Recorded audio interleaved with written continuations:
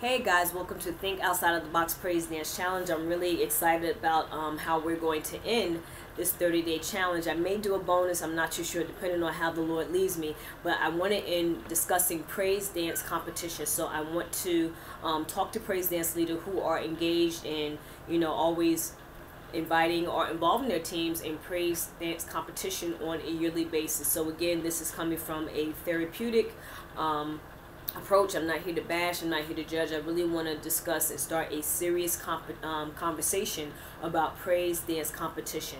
So I was reading dance forums and I came across 8 great topics to discuss with you. So again, like I said, I'm not bashing anybody, I'm not judging anybody, I'm not throwing anybody under the carpet or pointing the finger and saying you're going to hell for competing and all this other stuff. I really want to start a dialogue and I want to start conversation. I know it's easier, to point and say, oh, well, you're going to hell, and dance praise leaders who do this, they don't know what ministry is about, blah blah blah. Well, I want to take this time in this forum to minister to people, and when you comment in the box, instead of pointing fingers, be open and listen to what they are saying. So instead of yelling at them and blaming them, change your focus, change your perspective, and begin to minister to that brother and sister who are engaged in yearly competitions with their praise dance team.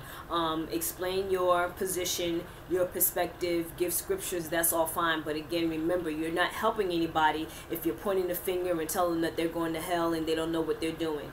Don't be harsh. Remember, as ministers, we minister to each other's needs, and if they're ignorant or don't know what ministry is about, then again, it's your responsibility as a brother and sister to Christ to put them on and let them know, what's going on, instead of, just fighting and everything else. So again, you want to try to get your perspective across. Like I said, minister to others, have the conversation, and talk about it. It's not enough, for praise dance leaders to be at each other's throat and fighting all the time and say, oh, you're wrong and this is wrong. Let's come together, and try to come up with middle ground, of how we think about and how we see praise dance competition. And I have to admit, when I first heard about it, I was approached about it a couple of years ago, I was very harsh with my opinion, not thinking, well, if I had a serious conversation, or just a conversation in general about what praise dance competition is about, I can minister to that person and that person can minister to me, and then maybe we could come up with something together or collaboration, and just try to broaden our minds and our thinking about praise dance competition and what really it's about. So that's my soapbox, and I want to get into the top 8 topics that I came up across when I was reading threads on certain dance forums. So again, this is top 8 discussions on praise dance competition. So number 1, competition affords opportunities to learn new steps, techniques, routines, and make friends. Topic number 2, if your vision was given by God and you're mentored by spirit-filled leaders who teaches you on a technical and spiritual level, then you shouldn't allow judges to score your vision. Number 3, if praise dance teams get trophies and awards, then what happens next? And I like this topic because it's very interesting. So, you're always first place every year. You have the trophy, you get the prize money. What really happens after that? If you're always winning every year, if you're coming in second place, what happens next? What are your goals? What are your accomplishments if you're winning every year and all you get are trophies and titles? What happens next? Number 4, praise dance competitions are shallow and empty. Number 5, the word competition itself brings about separation and deception. Number 6, kids and teens don't grasp ministry and competition. They're only focused on winning. Number 7, when teams don't win, they cry and they get discouraged. And number 8, results of not winning is sadness, anger, bitterness, and competitive unhealthiness. Okay, so again, those are the top 8 topics that I found interesting reading threads within the praise dance forums on competition. So my challenge for today, guys, this is a very short video. Like I said, it's an intro because I really want to dig deep and dissect praise dance competition. So I didn't want to skip any days. I wanted to keep the flow going as we came to the end of the 30-day praise dance leader challenge. So just 3 simple questions that I really want you to think about. Actually, you need to really write it down. So 1, what is your motivation for joining yearly praise dance competition as leaders? Why do you join? What is your motivation? Number 2, What results do you expect after you compete? And remember, in my videos, I always talked about, you know, what results mean. It's about effect, it's about impact. So again, what results do you expect for your praise dance team and for yourself after you compete?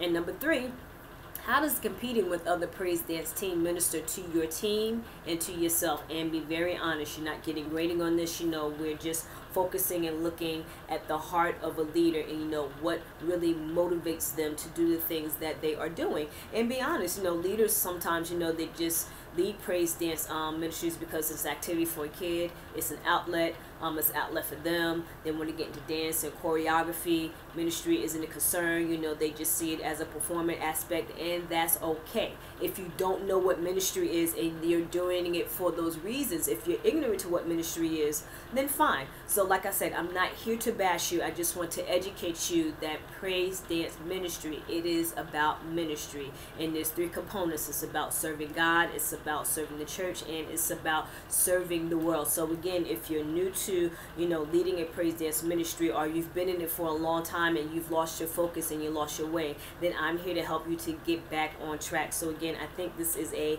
very good way to end the praise dance challenge, and again, just to start a really conversation and to really challenge leaders again about their motivation and their purpose for leading praise dance ministry. And let me reiterate again before you guys jump down my throat about not knowing about ministry. Again, if praise dance leaders are doing it because they just want to have a dance outlet, or they're doing it for activities, then it's okay. The fact that you're just engaged, period, says something. So, you know, if you're on that level, and if you don't know, then that means you have options and room to grow as a praise dance leader. Okay, nobody is perfect. People start places. The thing is that, you know, you move from one area and then you grow to the next level and to the next level and then to a different dimension. So again, I'm not bashing those who don't know the purpose or the concept of praise dance ministry. Again, I'm here to help, and please, I admonish you and I beg you, please leave comments in the box so we can really start serious dialogue and a conversation about praise dance competition. Again, this is a therapeutic approach. I'm not throwing anybody on the bus. I'm not telling you that you're going to hell. I'm not judging you. I just want to be able to, you know, gain an understanding and perspective of where you're coming from so we can start a conversation. All right, guys, thank you so much, and that is the challenge of the day. Be blessed. Again, what is your motivation for joining praise dance competitions? What results do you expect after you compete? And how does competing with other praise dance teams minister to your team and to yourself? All right, guys, thank you so much, and I will see you from day 26 to 30. Like I said, there may be a bonus depending on how the Lord leads me. I don't know, but I look forward to seeing you the next day. Okay, be blessed. Take care.